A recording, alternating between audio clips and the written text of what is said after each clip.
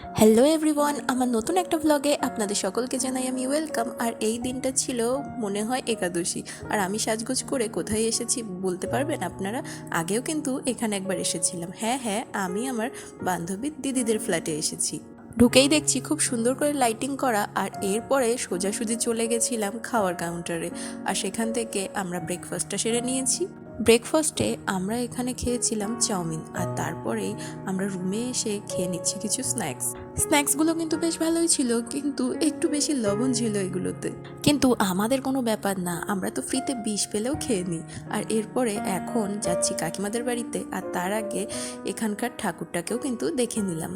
ওদের কমিউনিটিতে এই পুজোটা হয়েছে, এ বাদেও কিন্তু আরও একটা পুজো হয়েছিল, সেদিকে আর যাওয়া হয়নি। আর এই লাজুক ছেলেটাকে আপনারা চিনতে পারছেন? নাও চিনতে পারেন, কারণ অনেক আগের একটা ভিডিওতে এই ছেলেটাকে কিন্তু আমি দেখিয়েছিলাম। আর এটা হলো দিদির দেওর, আর ওর কিন্তু বেশ সুন্দর একটা নাম আছে। ওর নাম হলো নিউটন, আর সেটাকে আমি বলি নিউ টাউন। যাই হোক, এবার আমরা টোটোতে উঠে গেছি। আর এদিকে এরা ভিক্টরি দেখাচ্ছিল নাকি বিমলের অ্যাড দিচ্ছিল, সেটাই কিন্তু বোঝাই যাচ্ছে না। আর যেহেতু পুজোর সময় এসেছি, সেহেতু একটু মিষ্টি না নিয়ে কিভাবে যাই বলুন তো? তাই মৌচাক থেকে কিছু পছন্দের মিষ্টিও নিয়ে নিলাম। যেখানেই যায় সেখানে গেলনের ধান্দা। খাওয়া জয়দীপ? হ্যাঁ বলো। রসগোল্লা খাও খাও, বলতে গেছে মুখের মধ্যে পুরো মিষ্টিটা ঢুকিয়ে খাওয়া দাও, খাও পুরো মিষ্টিটা খাও। অর্ধেকটা বেরিয়ে থাকবে ওখান থেকে। Good boy. এসেই অমনি পেট পুজো করিয়ে দিয়েছি, আর এখন চলে এসেছি ভাইয়ের ঘরে। ভাইয়ের এইটা আসলে স্টুডিও রুম, এখানে গানের বিভিন্ন সরঞ্জাম আছে, তো সেগুলো দেখে এদেরও একটু কেদারি করতে ভীষণ ইচ্ছা হলো।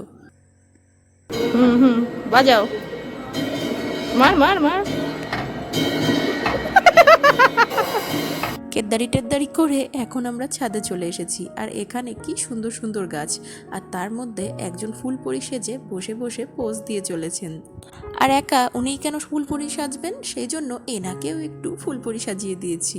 এবার আমার পালা ফুলপরি সাজার, কিন্তু এই ছেলেটাকে দিয়ে কিচ্ছু হওয়ার নেই। ফুলটা পড়ে গেল, আমার আর পরি সাজা হলো না। বিভিন্ন রকমের ঢং ঢাং করে এবার চলে এসেছি নিচে। আর এখানে দেখছিলাম মায়ের বরণ হচ্ছে, আর তার সাথে সাথে সিঁদুর খেলাও চলছে। তাই আমাদের গালগুলোই বা কেন বাদ যাবে? আর আমার তো অলরেডি সিঁদুর খেলা আগেই হয়ে গেছিল, তাই বললাম এই মহিলাকে আজকে ভালো মতো সিঁদুর মাখিয়ে দিতে। আর এখানে এসেই অমনি আমরা কিন্তু লাঞ্চটা কমপ্লিট করে নিয়েছিলাম, আর এখন জল জিরা দিয়ে কোল্ড ড্রিঙ্কস খেতে বসে গেছি। আর এরকম উদ্ভট কম্বিনেশন আমার এই জীবনে প্রথম ট্রাই করা হচ্ছে। আর সারাদিন এত ফান করেও আমাদের মোটে পোষায়নি, ওই জন্য এখন আমরা আবার সকলে মিলে চলে এসেছি স্টার মলে।